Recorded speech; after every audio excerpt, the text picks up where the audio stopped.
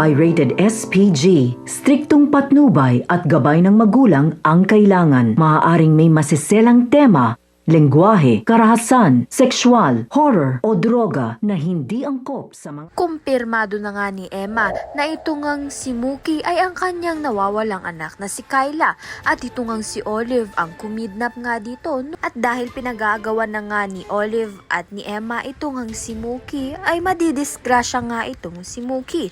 At kung kailan nalaman pa nga ni Ligaya na apo niya nga itong si Mookie ay tsaka pa nga naging kritikal ang lagay nito ni Mookie sa ospital. Ngunit kumpirmado na nga ni Emma na ito ngang si Olive ang kumidnap nga sa kanyang anak, kaya naman nga't may papapulis na nga niya itong si Olive at makukulong na nga to ng panghabang buhay dahil hindi nga lang niya kinidnap itong si Mookie ay ginawan pa nga niya ito ng sakit at kung ano-ano nga pinaiinom niya nga rito.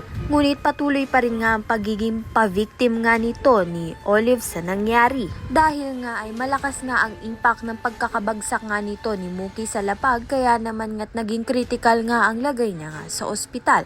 At habang ang nagpapagaling ito ngang si Mookie ay inaayos na nga ni Emma na mapakulong na nga niya ito ngang si Olive upang pagbayaran na nga ni Olive ang kanyang kasalanan dito nga kay Emma at kay Mookie.